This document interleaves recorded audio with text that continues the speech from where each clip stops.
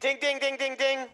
Welcome to Talking Pictures Trivia, the podcast in which a group of Welcome to Talking Pictures Trivia, the podcast in which a group of B-side. Hey guys, welcome to B-side. This is KJ. We have Nick, Tom, and Doug here. Everybody who was on the regular episode. And I was really excited for the Matrix movie to come out. I was really excited that we had this show and we were going to do it.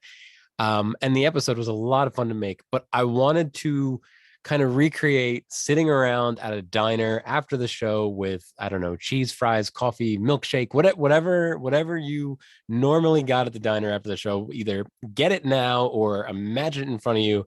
And I just want to sit around as if we just walked out of the theater and we're, rolling our eyes, shaking our head, and here we are. So let's order some cheese fries. We're from New Jersey originally because we're going to a diner. And these are going to be some mozzarella fries too. Yeah. Yes. Oh, if I could get some mozzarella fries. So yeah, I have a lot to say, but start us off. Go. I was going to say, well, what did you guys expect going in? Something coherent, at least. Not great, but coherent. I thought it was strange in the trailer that they had Jefferson Airplane playing The White Rabbit. Usually, if you put a very popular song in your trailer, it's because you don't have confidence in your movie. But what is more popular than The Matrix, right? That list is pretty small. And I don't think Jefferson's White Airplane is more popular than The Matrix. So I don't think they needed it to advertise the movie. So I guess it was literally just, they say White Rabbit, and in The Matrix, they talk about the White Rabbit. Like it was that literal. Oh, one pill makes you smaller, one pill makes you taller. Like it was just literal. So I was a little nervous that they were, like, the trailer was weird. Right from the beginning, the trailer was a little strange. From the trailer, I was a little worried that they were going to say that the first three movies were just a dream or just made up in his head. And then let's start with something else, or maybe none of the Matrix is that actually real. But yeah, along those lines, I was afraid it was just going to be a reboot, because if you remember in the original Matrix, they say this wasn't your first journey, and we see when he's talking with the architect, other iterations of Neo. Was this going to be one of those other iterations, and just pretty much ignore, like Doug was saying, the original trilogy, where the sequels, I could care less if they ignore or not. But the first movie as a standalone, I still hold in very high regard. After watching this movie, I kind of wish they remade the 1999 one where Neo just kept taking the blue pill and the rest of them were like, damn it, we got to get this guy out of the Matrix and we can't.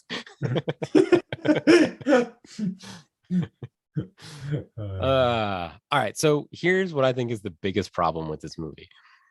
It's not cool, and I kind of mentioned this on the episode, but the first one redefined what's cool. Everybody wanted to wear a trench coat until a few months later when Columbine happened. Yeah. But changed on the dime. But the sunglasses were cool. Somehow the green tinge was cool, right? It's just tough to watch now, and there's very little green tinge in this new one. But in this one, I know, Tom, you had said you'd like the fashion, but I don't think movies are then going to use that fashion going forward, right? There was things in The Matrix that defined cinema for the next 10 years, and I don't think this movie did that.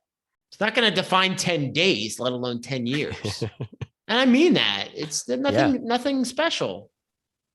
A little nostalgic, but they didn't even jump on the full nostalgia. Like even Star Wars, when I wasn't a big fan of some of the new trilogy, I still got the nostalgia bug a little bit more than I did with this one. Yeah, I would say the fashion isn't quote unquote cool in this the way it was in the original. The original had a distinct look independent of the society it was coming out of, right? The Matrix wasn't emulating a particular culture in America. It was kind of making up its own little fashion thing. And granted, leather is also in different in different cultures, but it had its own particular look. I may have brought this up on another episode. After The Matrix came out, it was cool to be on the computer. It was cool to be on the internet. Before that, it was like, why would you want to be on a computer on an internet? I mean, we were, because we were nerds, and a little less so you, Tom. But yeah, I was gonna say you were. yeah, well, hang on. There's some what's her name? Bethesda Williams games that you were Roberta Williams that you were. So you weren't free from being a nerd, but you weren't as dorky as we were well-rounded nerds. We were, yes, we were. No, we played sports. We were into different things. All nerds think they're well-rounded, but to the nostalgia, here was my problem with the nostalgia. I'm not going to go further down that road. We're not the stereotypical as much as you think we are, KJ. Man, I don't know how personal we should get with these stories, but we were watching. I was watching a movie with Yik one time, and it was about a bunch of nerds, and I'm like, "That's us, Yik," and he's like, "No, it's not." I'm like, "Yes, it is." Anyway, so going to the nostalgia, one of the things on Neo's desk, right? He had that corner office with the hip monitors where he was developing his game. There was a Super Famicom controller. So very specifically a controller of the Super Nintendo, but not the American version, the Japanese version, right? You have to be fairly nerdy to see that, find that. And then this is the first time I thought like, oh, I'm old, because either the directors are nostalgia for the same things I am, and like we're now old enough to make movies and things, which was a little jarring, or somebody did research and said, we want to cater to the nerds that liked The Matrix that came out in 99. Let's make sure let's make sure we do the psychological tricks that Neil Patrick Harris was doing on the audience to do that. So all of a sudden my defenses are up, right? This is like Stranger Things season 2, where they're like, make a list of all the things and make sure it's on the screen. So the nostalgia made me nervous that it was manufactured like a lot of the things are today. Yeah, and it feels manufactured. Especially the God, like where it was most clear to me was with the places where there was an absence from the original. So with the Smith and with the new Morpheus, why we couldn't have new characters if those actors weren't willing to sign on to do this movie. We couldn't have a new type of thing. And granted, I like both those performers and I like what they did with it, but I like what they did with it because it was different from the original. It was they made them their own, which is, I think, fairly hard to do with characters like that. But why were those characters brought back? It did feel like we need Morpheus because people love Morpheus, and we need to grab their love. And nostalgia is the pain of the past, of kind of a remembered past, right? And so there is this sort of manipulation factor that's always going to be in nostalgia. It's always going to be kind of the pain of remembering the past as better than the present. The movie, I think, presents the possibility of nostalgia, but in its aggressive pursuit of that, kind of short circuits it, right? You no longer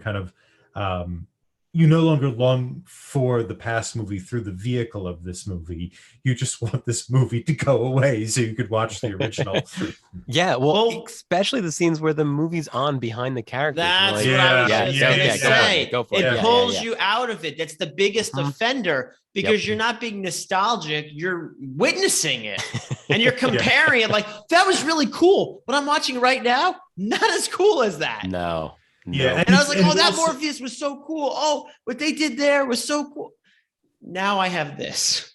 Yeah, and it's self-indulgent. It's incredibly self-indulgent. Yes. It is saying we change, or I guess because there's only one sister, I changed movie making, and the metaphor of the game was, the Matrix's game, where this changed gaming, and gaming was never the same after this. And then showing shots of the movie, quote unquote movie, which is a video game in this world, is a means of, I guess, attempting to celebrate or center their own product as this kind of cultural revolutionary occurrence, the Matrix. And so they're just kind of celebrating themselves. And the worst humble brag, they had the worst humble brag ever, was when the one guy who was helping them design the new Matrix says, I got to be honest, I didn't like it. I don't like when my video games come with a syllabus and you have to think. And I thought, oh God, yeah. Oh yeah, our movie, it's just too heady for some people, Yeah, that kind of that also short-circuited the nostalgia, right? You couldn't It really pulls you right out. enjoy. Well, you couldn't want to be in the past movie or enjoy the revisiting of elements from the past, since the maker is celebrating how great their thing was. So all I see is Lana. I don't see the old Matrix. I just see Lana. But even then, it seemed tongue in cheek, right? If you in 1999 went to the theater with the cast and crew, they were all probably like, man, this is good. Like we did what we set out to do, and this is a lot of fun and really good. If you went to see Resurrections with the cast and crew, they would probably be laughing throughout the whole movie, like, look what we did there. Guess how much we got paid to do that. And like, look, we completely flaunted our old movie and pointed out everything everybody's been saying about it for no real reason, and that's what this movie is. Yeah, and it ends up feeling tired also. Yeah. Well, we went into that in our main episode about no reason. Like, what is the plot? And I know I don't want to rehash everything we said, but I was in a position where I was coming up with some loose premises or trying to pull, and then I find myself like trying to defend something I barely believe in the first place. It's just a very awkward, place to be in when you have such a loose connection of really, they just threw all the old characters together, try to find a way to make them work, whether it was with the original actors or not, and sell it to us with patchwork of the original film. All right, so let's go act by act here, right? So the prologue gets you ready. It's like, look, we're going to be using the old movies a lot. In fact, we're just going to watch the scenes from the old movies without the original actors. It's going to be a little different. Please be okay with that, right? Back to the Future 2, yeah. Yep, right, exactly. So that's the prologue. Then the first act does not feel like a Matrix movie at all. We're following Thomas Anderson, but it doesn't feel like Thomas Anderson. There's no suspense. There's no there's no reason for things to happen, right? Another big problem with this movie, do they need to go get Trinity now? Why not wait a few months? Like, come up with a better plan, right? There's no. They did actually need to get Trinity now. Oh, they did? Why? Yes, because Neo was away from her, and for some reason that would disrupt the order of the system. Yeah. So that was one thing that they did tie in. So he said, if you don't come back in there, I'm just going to kill her. Okay. So there was like your one little bit of plot right there. Yeah. What is the order of the system? He found the balance where if they were too close or too far apart, things wouldn't work well. But when they're just right. But why would that make everything in the Matrix work? That does. That's let's the premise. do suspensions of disbelief, right? Let's give him that one, Tom. Okay, like that's the premise of the their love of the analyst. Yep, exactly. The thing work. Okay, right. So the problem there is Neil Patrick Harris is not going to kill Trinity because he's going to want to find that balance again. So the threat's fine, but he's not going to make good on it. But okay. I'll give you that. I'll give you that. There was a time thing. So let's go back. So the prologue was, hey guys, this is going to be the Matrix, but it's not the Matrix. We're going to be able to play with the plot a little bit. Fine. The first act did not feel like the Matrix. You're just following a successful guy who's kind of depressed. Who cares, right? Then he gets out of the Matrix, and now you're kind of in a Matrix movie that feels like Reloaded or Revolutions, where you're not in Zion, but you're in Neo Zion or in News. What was it called? Io. The largest moon of Jupiter. Yeah. Is that what it is? I didn't know. Well, Io is output. No. Io was a lover of Zeus, and Zeus disguised her as a cow so that his wife wouldn't find her. So it's disguised so somebody couldn't. Okay. That was your heifer reference in the episode. I had no idea what you were talking about. Yeah. All right. So you had you had like defiant captains like in Reloaded and Revolutions, right? So this felt like the old movies, but not in a good way. And then the third act, as you pointed out, Nick, became a zombie movie. It was a dim lit zombie movie. Yeah. Where nobody had a goal. They were just trying to kind of get away from the zombies, but not really. And then the epilogue felt like the epilogue to the first movie. Right. So if you break it down by act, none of these acts stand out or it's something you want to watch, right? Yeah, I agree. I will say the moments I liked were seeing Keanu Reeves and Carrie-Anne Moss sit down together or interact in that cafe, and their two interactions in that cafe. There's something that, there's just, they're actors who they have fewer years ahead of them than behind them. I think either of them were particularly brilliant actors, but watching people who've spent their lives performing hit a certain point in their life where they're kind of relaxing into their bodies, and watching these two people who've really been around for a while interact in that way, in this kind of relaxed, loose, and a little bit sad. There was a lot, like a real kind of, I felt genuine sadness between them when they're sitting down in that second interaction or just shaking hands in the first interaction, that you don't really get from younger performers. And I think those little moments shine out. I actually really liked those two short moments. So I got two things to say here, Tom. First of all, I think Keanu Reeves has been completely comfortable with every role he's been in his entire life. That's not really what I said. Yeah. What's that? That's not really what I said, but No. Well, you said that they're okay. Then comfortable in their bodies, in the sense that so more relaxed you get. I think it's Keanu not really Reeves has always been relaxed. I think in Bill and Ted, he really enjoyed and was fine being a quote unquote doofus type guy. Always. So I understand what you're saying, but is that what we want out of a Matrix movie?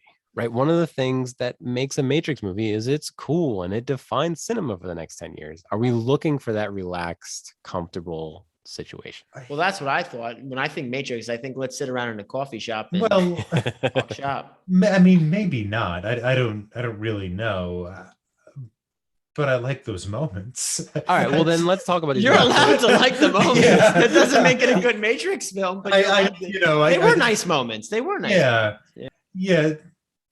I think that's maybe the closest towards a feeling of nostalgia, right? Is in those moments I can recognize that time has passed and long for a time when they had more energy and I had more energy, right? Seeing this movie in the late 90s when you're first going into high school, there's a lot more, let's say, expectation for that, expectation beyond just what's going to happen in the movie. There's an expectation for, your next 10 years or whatnot that's very different from when you're in your late 30s.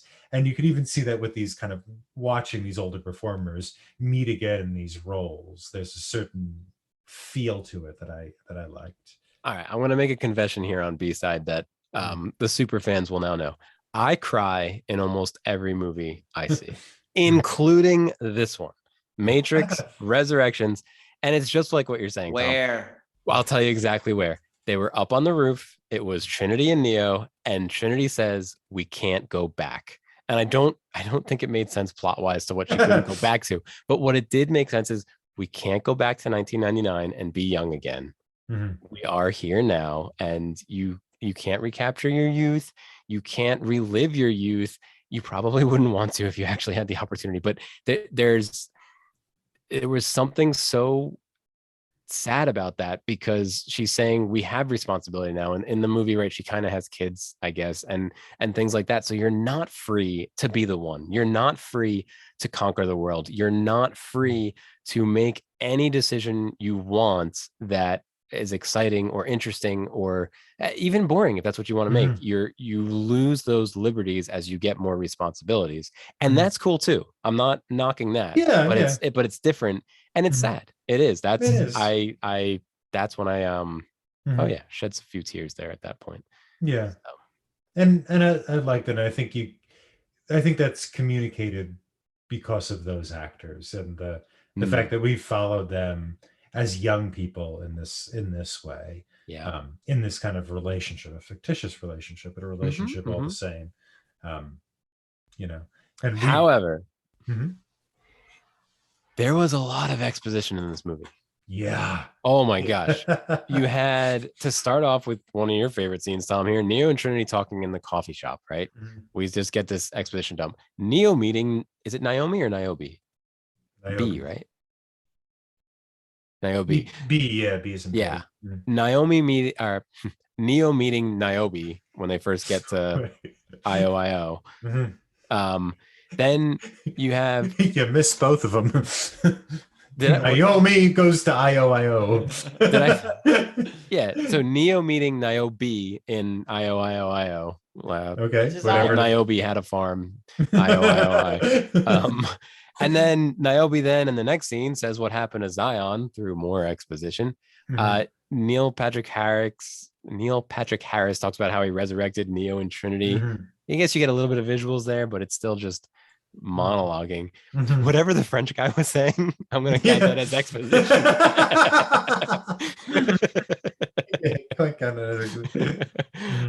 Satin starts explaining how she got there and her dad and everything around the well. Mhm. Sati. Followed him. Go ahead, Doug. Sati. Satine? Sati. Sati. Oh, there's no N. No N. Okay. Yeah, Sati. that's the Jonas R's in brother wife. Yeah. Oh, okay. Yeah. I got a funny Bobo story, but all right.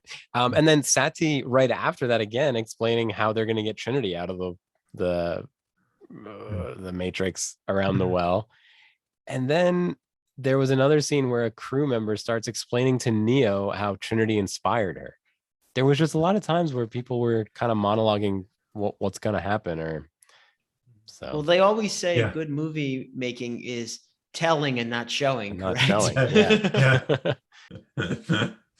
Yeah. Well, 1,000 words is worth a picture.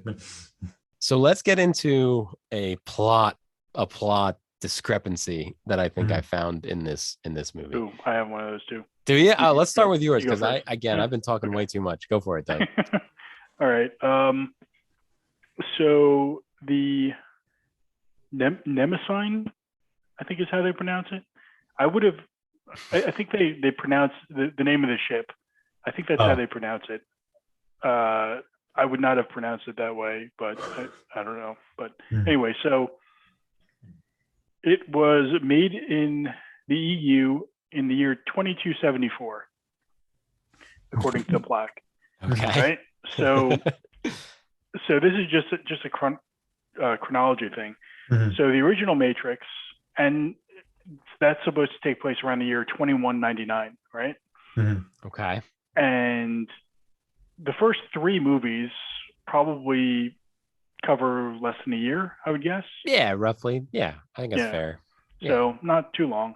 So then this is supposed to be set 60 years later. So this is supposed to be set around 2259, but the ship was built in 2274, 15 years after in the future. Whoops. So I think that was just a mistake. Yeah. They should have just used an earlier number, but I don't know. I saw that number and I'm like, okay, because I think this was a trivia question last time. I'm like, okay, I have to look it up. Yeah. So one of the problems I had was Neil Patrick Harris says that he first came. All right. Neil Patrick Harris says that Neo first came to therapy because he was going to walk off a building. But then he says that he added the cat Deja Vu into the game. He was walking off the building after he won an award, presumably for at least the first game, if not the first three. Mhm. How did he add the cat to the first game if he hadn't started therapy yet? Do we know the cat's in the first game? Yeah, well, the cat's in the first movie. Yeah. When they're trying to find an exit, and Neil's like, They- "Whoa, I just had deja vu."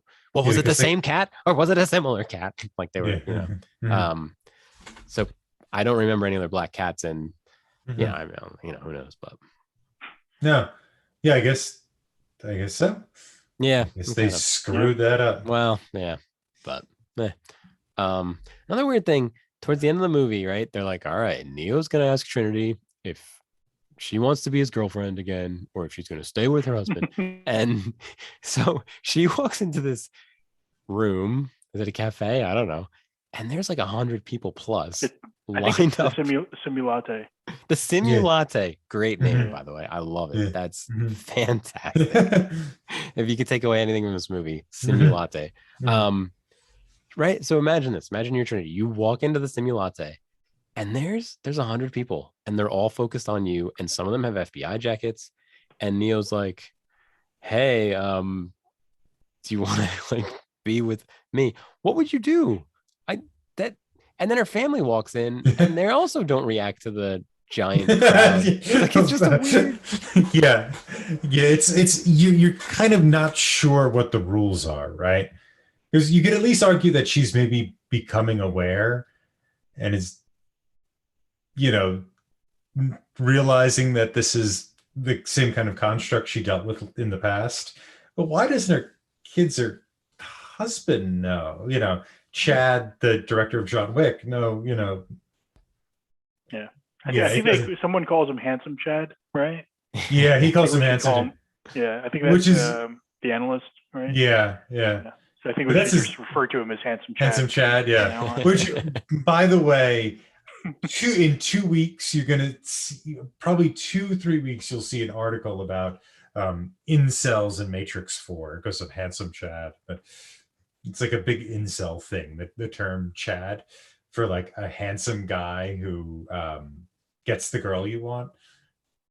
Oh, is that really? Yeah, it's And very so popular. it just happened to be that the actor they chose Is actually named Chad. yeah, but that's the guy. That's the That's son. real. I don't know. Yeah, it's the stunt choreographer and the Yeah. director. Yeah, or one of them. There's two directors of the first John Wick, at least. But Yeah, Leach.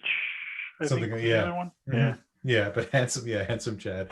Yeah. Okay. I didn't know that was a real thing. That's like a thing. Yeah, Chad is like a character type. But anyway, yeah, that's also part like what.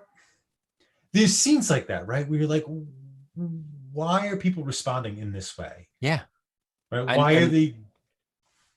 Does she know that they're like not real in the same way she is? Is her family not real? Like, are they just? Did she have these kids, or are they? That's unclear. Yeah. Well, here's the other thing: is if you have kids when you're in the Matrix, are they really your kids? Are they even human? Are they because you're programs? not like because babies are grown, right? So like Yeah. even if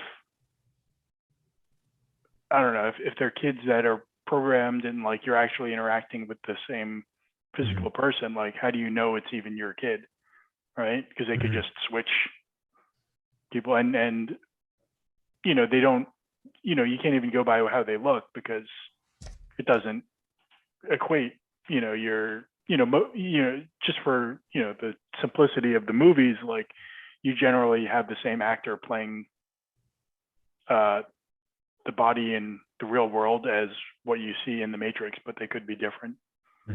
The original movie, I don't remember if we talked about this before, but the character switch was supposed to be a man in one and a woman in the other. I forget which way, but that ended up getting scrapped. Yeah. Oh, that wasn't in the. They didn't think we were ready for it as a society. Like we wouldn't be able to handle that. Oh, I don't. But they do in this, right?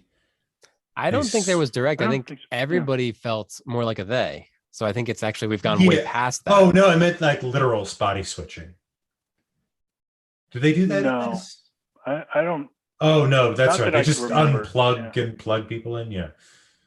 Yeah, everybody. It seems the same person. I Yeah, wish they would have though, because I don't know. I think especially now that like knowing the whole trans allegory thing, I think if you're watching the movie, you would know about that. But So let's talk about Bugs, because we didn't get to talk about Bugs at all during Yeah, she was good. She was great. I thought at one point she was going to turn out to be the one, and then Neo either wasn't or isn't anymore, and now it's Bugs. I thought that was the direction they were going.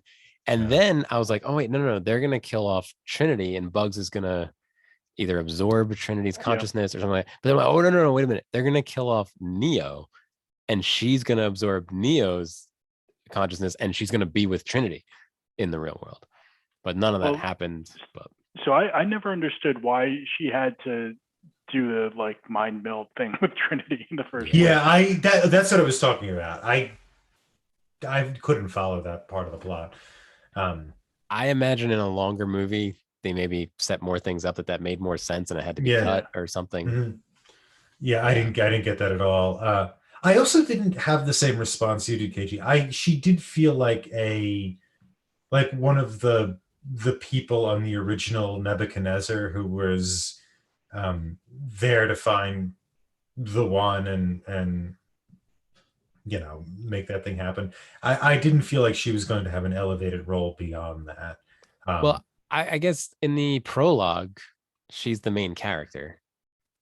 Well, in the prologue, remember in the prologue to the Matrix, when you first see, in the original Matrix, and you first see the scroll, what you hear is a few people talking. I think it is Joe Pantaleone and Carrie-Anne Moss. Yep. And then in this, you see her and that guy with the thing on his eye, whoever that character's name is. The operator. Yeah. And so there was Sequoia. Sequoia. Is it Seek or they? I think it's they Sequoia. Abbreviate him. Maybe it's Sequoia and they call him Seek because the trees, right? He likes the trees. Yeah. Okay. His father did. Yeah. Yeah, his father did. Yeah. So I think that the mirror there is that she's not going to be the one, but she's one of the people who's on the ship looking in, trying to find the right code. Another thing, I point this out too. So they can't find Thomas Anderson. They can't find Neo because even though there's a guy named Thomas Anderson who's making the Matrix game that they all believe to be true, yet he looks like a little different. So we're going to wait 6 decades in order to check this out. Yeah. I don't know if the movie needed a few more rewrites or just a different spirit. Yeah. But yeah, I think it would have been more interesting to have the movie take place in Thomas Anderson's world and trying to get him out of that world, or really preserve the mystery of why he's there for longer. I thought it would be interesting to see. I thought it was interesting at times, not always, to see him in that space because I didn't know why he was there. And also the boss who occasionally seemed like Smith, but you didn't yet know he was Smith. No. You knew right before you see him, you see Smith. He starts monologuing Smith's. Right. Yeah, but you don't know he's Smith. Yeah. Yeah. Well, if you watch a trailer, you that's fair. Yeah, but you don't. But even there, like Smith he doesn't look like. I don't know. I think they telegraph it pretty strong there. I thought the first time we met felt like an FBI interrogation. Yeah. Cut to the FBI interrogation. Yeah, it's clearly like this is the drawing from that character Smith to design this person, but you don't know for sure he's Smith. But they also introduced that concept in the prologue with Morpheus. Yeah, I guess they cut to Morpheus. So I think they're giving you the vocabulary to make that assumption. Yeah, that he is. Yeah. All right. Which is sloppy, right? Like they couldn't think of a better way to say who was who. Yeah. Or I guess let it go. Yeah, I didn't think they needed to cut back. Like they didn't need to show pretty much any of the stuff from the first movie. They could just have just the way that he talks and the words that he says. It seemed unless you never saw the first movie, I think you're gonna know. Yeah. All right, so we got this fourth Matrix movie, right? And it came out way after the first trilogy. And we've been getting that quite a bit, guys. And it's for us, like our age, it's for us. Okay. So I just wanted to ask, How do you think this compared to Kingdom of the Crystal Skull or Scream 4 or Coming to America or even Bill and Ted's Face the Music or any other movie? Like, what other movies did this, and which ones did it right? Which ones did it wrong? I kind of want to go through that. Lord, what are the? I didn't think I saw Scream 4. Does Scream 5 come out yet? No, Scream I 5 is actually coming haven't out seen next any month. of them, Oh. so I can't comment on that one. I haven't seen any of the Bill and Ted's. I've Yeah. No, I go ahead, did see Doug. that Go ahead. one. I actually liked the third one. It's great. Yeah. So that one arguably might have been the best movie of 2020. I think I movies agree that with came you out there last year. too. Yeah. Mhm. Yep. Indiana Jones, I would say that this is kind of on par with Indiana Jones 4, where except I liked I liked the third Indiana Jones movie. I didn't care for Temple of Doom so much, but it was, to me, like the first one was the best, Indiana Jones, and then it went down for Temple of Doom, and then went up a little with Last Crusade, but then it took a big dive down for Crystal Skull. And then with The Matrix, I felt like the first one was really, was also the best, but then it went down, and the second one went down even further on the third one, and even further on the fourth one. Although, well, I don't know about a lot further, because I really did not like the second and third one. So, have you guys played Katamari Damacy? It's a video game. Have you heard of this? No. Did I make you guys play it? I think you did. I don't remember it. All right. I remember there was a music. I think was very. The soundtrack is awesome. So in the game, you're a little prince and you're pushing a ball around, and a ball about a little bit bigger than a golf ball, like an orange. Anything smaller will stick to it. So you're looking for things smaller than the ball, and the ball will get bigger like a snowball because it's sticking to it. So you start picking up thumbtacks, strawberries, cats, people, houses, planets, galaxies. Like you get pretty big.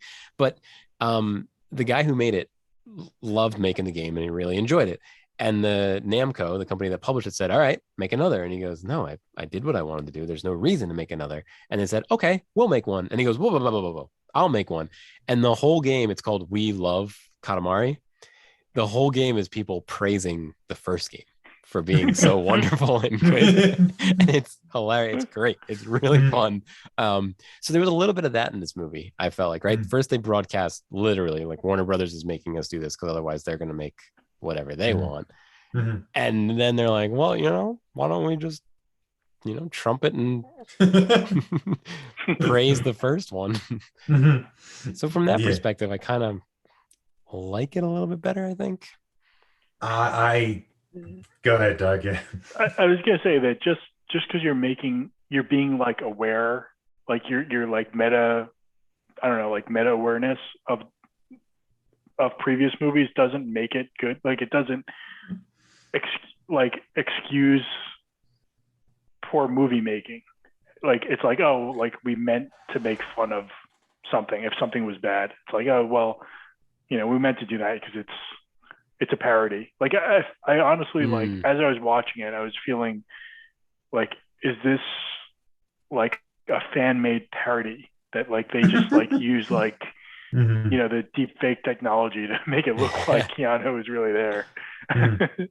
I think Morpheus fits that bill. New Morpheus, right? He comes out of a literal toilet stall and then calls it out. So I think New Morpheus fits that bill. He is the movie absolutely admitting we're just kind of having fun. Yeah, meta stuff tends to try, it's the postmodern thing, right? Where it's sort of like my kind of private definition of postmodern, and I think where meta fits in is I think the simplest definition I could give for what is postmodern is the collapse of the ontological into the epistemological. And I think when Tom, your shortest thing, what it is, was a bunch of words I didn't know. The non-posilatical to the other lot. Well, so let's see if I could do better. I got more out of the Frenchman in Resurrection. Is what I'm trying to say. the collapse of what is in the world into knowledge, right? What we know, instead of what's out in front of us, what we know. And so what's meta is a recognition of a shared knowledge, and that shared knowledge is more important than the actual physical thing in front of you. Right? That kind of makes sense? It does. The easiest way that I think of meta is if you have an MP3 file, the song is not meta, but the title, the artist, the album, that's meta because it doesn't affect the song. Yeah, that would be Well, sure. But if something's meta fiction, what you're doing then is drawing that external material into the fiction itself. So those things that let you know what you're looking at as an outside observer, how to qualify the object itself, become part of the art. So Stephen King in The Dark Tower. Yeah. That's a meta instance. Yeah. And that's sort of POMO because the postmodern project is Is POMO short for postmodern? Yeah. Why don't we use that during the flagship episodes? They would be so much shorter. Oh, yeah, it'd save a lot of time. I don't think, but when we talk about modernism, I don't think we could say Mo. The Mo. Here comes the Mo. It's the Mo. It's invading. It's invading. As long as we don't call it the Moo. This is why Tom doesn't let me on the B-sides. Yeah, but I think what happens with that, it's kind of like our awareness our awareness is all we have, right? And what's in front of us is sort of narratively constructed, and so all we can do is rely on our own knowledge to, I don't know, call out the narrative nature of something, which is what this movie is doing, right? Neil Patrick Harris's character literally says everything is story. You just make stories out of everything. And so the Matrix as film, the Matrix as material thing that we know about, becomes part of the story of itself. So it ends up becoming this kind of recursive loop that the film is commenting on, but it's also part of the theme of the film that the characters in the film are commenting on. The fact that everything is just story and we're just sort of making everything story. However, I will say it gets super cute, super quick, and very, very annoying. And I think part of it is my joke word for when we're talking about our word for this was going to be autofellatio. Just because it was like there's a lot of self-celebrating going on and that's making the Matrix 4 video game segment. Yeah, there's a lot of humble bragging. There was celebrating, but then there was also just like, fans, please calm down. It was just a movie, and here's all the things you guys are still talking about. Oh, but isn't that such a humble brag? Isn't that? Everybody just keeps talking about a movie and saying how brilliant we are and how it changed. And it's so annoying to hear about what a genius I am and how many ideas my movie has. I just want to be sad with my cappuccino. I don't know if it was as arrogant. Or cortado, if you're feeling wild. Yeah. Yeah. I don't know if it was as arrogant as that. I like to think that they don't like some of the places the movie has gone on the internet, right? There's a lot of blue pill, red pill stuff that's not cool. Like that's pretty rough out there. So I also think they're commenting more than just the humble brag. But I could see how you took it that way. Yeah. So a little thing, I don't know if you guys noticed in the beginning, there's I don't know if it's like a hotel or something. So there's the heart of the city, but then there's also Anderson's. Yes. And then there's a little sign that says for those who love to eat shit. And it was like, what is that? You guys remember seeing that? I didn't see that. No. Yeah. I think Bugs. Yeah. So it's the one that Bugs, like, she slides down, and then she eventually, like, she breaks the sign or something. But as she's sliding down, you can see that it's a little, like, light up thing. and it's pretty clear. I was just like, what? Yeah. I did see. I didn't know what it meant, but I thought it was pretty funny. Yeah. To the audience, so Nick's no longer here, and I'm a little disappointed that his word wasn't Catrix. I really thought his eagle eyes were going to catch Catrix, and that was going to be his word. This is from the post-credit scene. Exactly. Yeah. Oh, I didn't see the post-credit scene. I didn't make it. What's in the post-credit scene? It's the most genuine scene in the movie. It by far. I thought it was. It's just the brainstorming people at the game company. It was those talking about cats and stuff. Yeah, those goofy guys saying movies don't matter, video games don't matter. The only thing that matters are cat memes. We should really just be making the Catrix. That was the and so I kind of felt that was like another. I don't know if that was that's another reason I didn't think it was necessarily a humble brag, because I mean the joke didn't really land. It wasn't that good. I would have cut it from the movie. But yeah, so I just wanted to bring up the post credits. Oh yeah, I didn't see it at all. I guess that is kind of true. It's movies don't matter, video games don't matter. The thing people use most and communicate with is memes. Little memes. Yeah,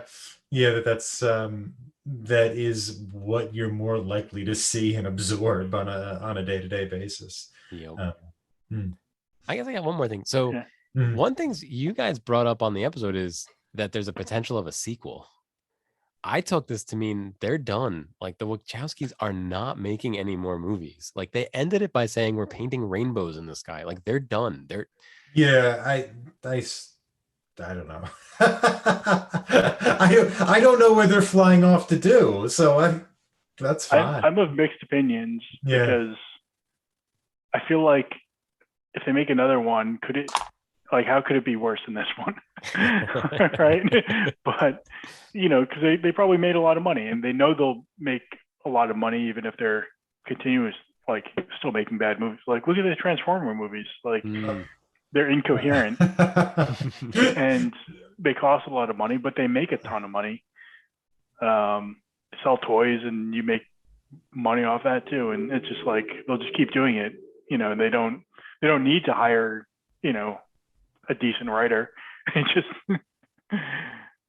keep churning them out. So yeah.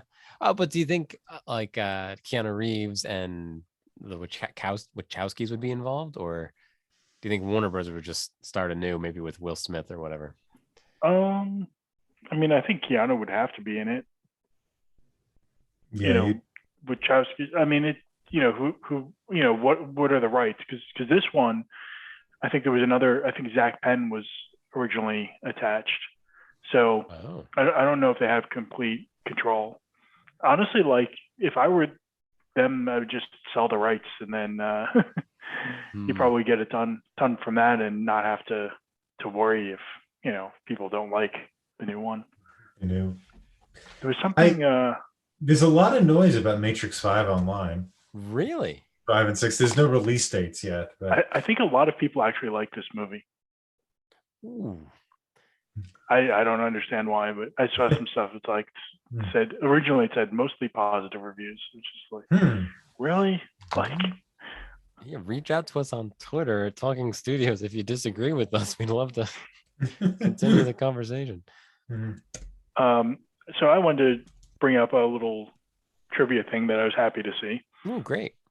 So we see him eating noodles, and in the first movie, he passes by this place and he's like, "I used to eat there, really good noodles." Yeah. And we finally we see him eat noodles, and then the name of the place, I believe, is the House of Nanking. It's in the reflection. You see him like looking out, and it's in the reflection of the glass. So I was just happy to see him eating his noodles. I assume that's the place he was talking about. Yeah. Oh, so actually then talking about the mirrors, it's sure they were gateways. And you know what? I didn't bring up boundaries at all in the flagship episode. Oh, what a mistake. But so the mirrors were the exits, I guess. But Tom, just like in World on a Wire, there was a lot of shots through mirrors. Yeah. There was reflections off coffee tables. There was a lot. And I think it might have been more than the original trilogy. Okay. I don't remember it that much in the original trilogy. Here, I thought it was blatant. They were doing it quite a Yeah. bit. Yeah, because he's not reflecting who he really is, right? That's part of the thing. On And the it's coffee tables, he looks different and Trinity looks different. It's not that yeah, actress. and Well, it might in be that the actress, but she's got long gray hair. It's not. yeah, and in the mirror you see the one-eyed Well, Keanu. that's Yeah, but it's when not Bugs. it's not all the time though. Right. Well, When Bugs yeah. specifically points it out, you see the one-eyed guy, but the coffee table also reflected the one-eyed guy. And there's another time in a mirror in his house where you see it. Yes. Yeah. Yep. Before, very But, like, briefly. Like Doug said, it's not every. It wasn't a consistent. Yeah, it's. But I think it's and then when they once you get pulled through the mirror, once you can, instead of be stuck at the surface, you can go through it and transition from one side to another. That you could find you could get out of. You're no longer trapped by the mirror, right? What the mirror reflects traps you in a certain way, and once you can pass through it, you can not be that reflection that traps you. You could be with your quote unquote true self. So in both No, go ahead, in Doug. both the original movie and this one, like when he reaches for the mirror, then like things go crazy and like they're they're not ready, right? Like the first one, like they haven't locked onto his signal and stuff, and then this one, I think he gets grabbed or something. So I'm just thinking, it's like when they extract people from the Matrix, keep them away from mirrors. Why don't they think of this? So when he comes back to the Matrix, he must still look like the one-eyed man because Trinity wouldn't have recognized him otherwise. What? When he comes back to the Matrix, right? He leaves the Matrix. Oh, and he's in the and he's in the SWAT team cafe. Yep, the SWAT team convention. Yeah. I guess so. Yeah, that doesn't make any sense, right? No, unless she sees him the way he actually is, or has always done. Right? She's got that ability. Yeah, and he sees her for who she really is. Well, I was a little confused about that too. Was that an audience thing? Was that if they could get Hugo Weaving and Lawrence Fishburne back, would they have played games or would they have looked like Lawrence Fishburne? And I guess they could have gotten Lawrence Fishburne back, right? That actually, he said he was. Yeah, he wasn't asked. That was. Yeah. Oh, really? Yeah, so that was disappointing. Hugo Weaving had a scheduling conflict, but he was actually asked. But it's like, really, like, you just leave Morpheus out? Like, so they said there was a game or something where I had read online there was a game or something where Morpheus does die. Like that canon happens in another bit of media. Not that it matters. And then again, maybe I hold the Matrix on too high of a pedestal, but what on earth could you be doing like Hugo Weaving that you wouldn't say, oh, no, let me come back and do the Matrix? Like what is more popular than the Matrix? Star Wars and maybe some Steven Spielberg stuff, but the Matrix is. For him, I don't think he's, popularity. So like he turned down being Red Skull again in Avengers Endgame. Oh, really? That wasn't him? Yeah. It was the guy from The Walking Dead, but it was convincing. But so I don't think like money and fame is his primary concern. He was in a theater adaptation of a Tony Kushner play. Yeah, all right. I guess I'm also then projecting like, what is a more fun role than Agent Smith as Hugo Weaving, right? Like he looks like he's having so much fun, especially in the original movie and in the other two. But why wouldn't you want to say Mr. Anderson again, right? The rest of us have been saying it for Well, I think years. I think like all the fans, we want him back, but I mean, it's his choice. But I don't know. I'm disappointed that they never asked Lawrence Fishburne. Yeah. Because his character, like, there's, even if Morpheus, was dead, which he is, like, the digital version of him. Sure. Why not? Should be the same person. Like, it doesn't make sense why it doesn't. Yeah, you don't have to make it a different actor. So if it were the original speculation was that he was playing a younger version of him. It's like, okay, that would make sense if this was set back in, I don't know, 1980 or 1990 or something. Yeah, that's the other thing they could have done. Like a prequel? No. The original, well, I don't know about the original, but the original movie, The Matrix in the original movie was set at the height of civilization, 1999. Neil Patrick Harris could have picked any time, right? We could have gone back to the return of Martin. Like it doesn't matter what year you set The Matrix in, because it's completely up to you. I don't think I brought this up in the previous Talking Picture Trivia, but okay, it's set in this year. Does that mean everybody lives their lives in the same year forever? Right? Like, or is that just like, or did they start it? Does it get rebooted every 10 years and they started in 1990, and then when it hits 2000, you reboot back to 1990? Sure, exactly. Right. We don't know. That's not explained. Or you just, or is it every year? Well, I don't think it's every year, but. Right. Well, they had better phones, didn't they? Oh no, it was set in 2020-ish, right? Because they're making video games that, like, that whole culture in San Francisco, I'm pretty sure exists right now. Maybe not literally, but yeah. So I think it was meant to be nowish.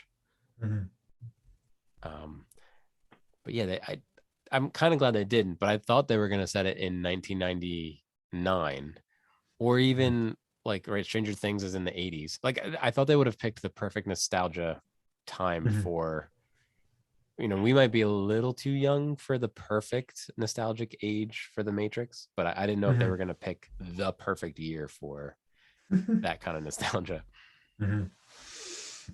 Here's another thing I had a problem with. It was the sentient machines that were like pets. There was one that was like, I think it was supposed to be a pigeon.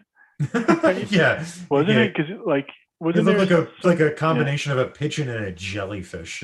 Yeah, wasn't there something where he like sees a pigeon in the Matrix, and he's like, at some point, and then there's this thing later that I'm just like, I don't know. I guess it's like supposed to contrast with the squids that are menacing looking, but I mean, I guess it's the whole like us versus them thing, where this changes the definition of us, really was also not explored very well. The fact that we're paired up with some computers.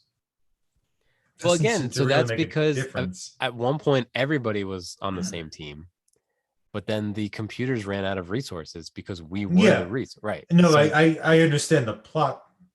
I understand the plot. But what was disappointing about it was nothing came of that, really, right? It was just you end up getting a kind of digital Morpheus.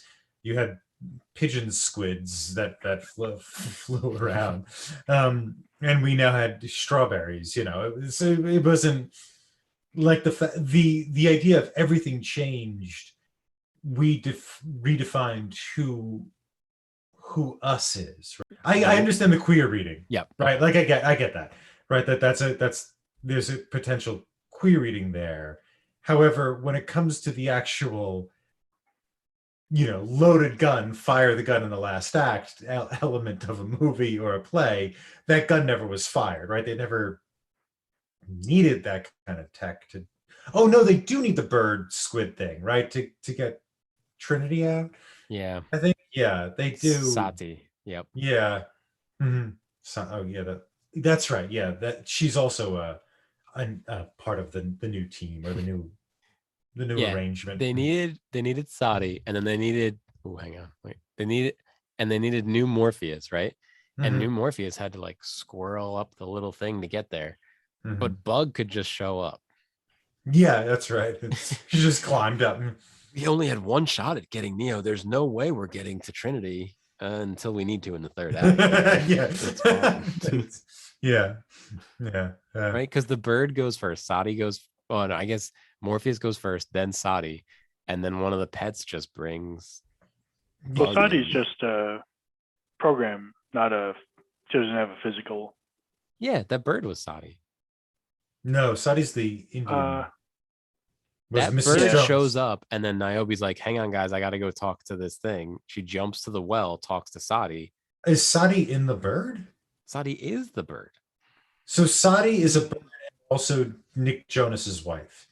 So the whatever, the Indian lady. Yeah, I'm pretty sure she's a program because she was a little girl Yeah. in the Matrix second, 3. third, Yeah, or third one. Yeah. she's a program, and she Yeah. jumps into that bird when. Oh, that's so the convenient. bird is like her. Otherwise, what's the bird? I think the bird Horse? is a separate entity. I thought so too, but Yeah. Because Maybe the the bird bird is- shows up right next to Niobe, and Niobe's like, Mhm. "All right, guys, we got to pause. I got to go do something." Like, "No, this is a friend. Don't worry." They cut to the well. They talk. oh, They cut back to Niobe. Niobe explains it to everybody what Sati just told her. maybe Sati's Yeah. Because the well, a bird that's well. it, like in the Matrix, Mhm. right? The whole well thing. Yeah, the well's either in the Matrix or another construct, Yeah. right? Yeah. Mhm. So And then- she exists. So I think Sati just exists digitally. And Morpheus also is digitally, but The nanobots or can whatever. control the nanobots. I figured the bird was a more permanent spot as opposed to having to go grab Oh. nanobots. Yeah, Because yeah. the bird, why else would the bird be there at the end to do the surgery To on the? carry things. I don't know. No, the bird doesn't carry bugs. It was the other thing that carried bugs. Mhm. Yeah. Okay. Okay. I don't know. Fair enough. I guess it's. I was losing concentration at that point. It was a hard movie to focus on. I'm not a, I don't know if I have excellent skills of focus, but I can watch a long movie and absorb a lot of it. I had a lot of trouble. There were a paying lot of attention. parts like that part where it's like the whole heist sequence where they're like, we're gonna do this, and then they show them doing this, then we're gonna do this, and I was I was really getting lost at that point. I was lost and checked out, and One other thing I thought of is there's not really like many humans dying, like main characters dying, right? Or any, if I can remember. Mhm. Whereas like all the previous movies, you had like, in the first one, like pretty much the whole crew, except Neo, Trinity, and Tank, they all died, and and Morpheus. And then I forget the second one, but the third one, like I don't know, half the human population got murdered. And this one, it's not. I mean, except for the the humans that were in the Matrix, right? Like that's what I kept thinking is, well, first I thought Bugs was gonna die, but Trinity is gonna take her body or something. And then then all the people who aren't given much, like maybe I think you might, some of them have names, but then there are a lot of them that are just kind of like background, humans that were in the Matrix, and they're all there in this, the big war. And it's like, surely some of them are going to die, but I don't think any of them die. No. They get attacked and they're bleeding out of there internally, but Bugs saves them, and right? Like, Yeah. And if anybody other than Bugs died, would we be able to even say what their name was? Yeah. No. Yeah, No. I really, there's the red I thought there were redwoods, and his name is the name of the tree, which is in redwood. So that's how little I was absorbing about these people. Sequoia, but he doesn't go into the Matrix. He never goes. He's the operator. He's human born, so he doesn't have any plugs. Yeah. But I would have been invested if something happened to Bugs. That would have been a person. Yeah. If you're going to kill someone, you got to kill Bugs, right? So yeah, the closest person to dying would have been, I guess, Neo, right? Trinity's going to walk out of the FBI convention, and they're going to kill Neo, right? They're not. He can't exit at that point. The operator's going to pull the thing out and kill him, like Joey Pantalone did in the original, right? Like Cypher did, right? That's the closest we get to a death. Yeah. Well, I mean, Trinity too could get unplugged, right? There was always a risk that it wouldn't get her out. Like he would go back in the Matrix, Neo, and if she chose to stay, then he would voluntarily go back in. Yeah. but they were getting Trinity ready to come out like right away, because if they thought like the machines would, if she wanted to come out, that they would kill her or something. I forget. But yeah, I mean, I think, she was at risk, and then I guess any of the humans that go back into the Matrix, they're at risk of getting killed. Yeah, zombie. But I meant like we got real suicide close to bombers. Neo almost dying. Yeah. Because the operator was know, about to pull out the thing, but then Trinity turns around and says, "Don't call me Tiffany." It should be weird if you were married to a woman named Tiffany and she said, "Oh, I hate that name." It's been 40 years. The reason why I chose that as the word is like when it first came up that her name was Tiffany, and it just like at least for me, it's like really. That kind of sums up the whole movie to me. She's also named after like an Audrey Hepburn character, right? Because she says my parents really liked Audrey Hepburn, who's Breakfast at Tiffany's. Who's like a pseudo prostitute. So I don't know if they saw the movie or read the book, but yeah. Why does she have to explain her name? I've never. Hi, this is my name. This is why I'm named. I that's true. I don't do that in conversations. Hi, I'm Tom. I'm named after my grandfather.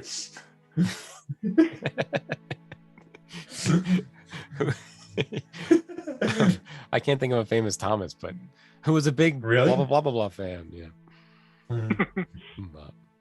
All right. Well, thanks so much for hanging out on us on this B-side. I hope you enjoyed some of this conversation out there. I hope you did too. We are a fresh B-side for a quote unquote fresh movie. It's a fresh pile of something. That's right. Head over to Twitter at Talking Studios. If you liked what you heard, or if you didn't, or agreed, disagree, if you have positive things to say about the movie, I really want to like this movie. So any way you could persuade me there, that would be great. But yeah, this was a lot of fun, guys. Indeed. Thank you. Yep.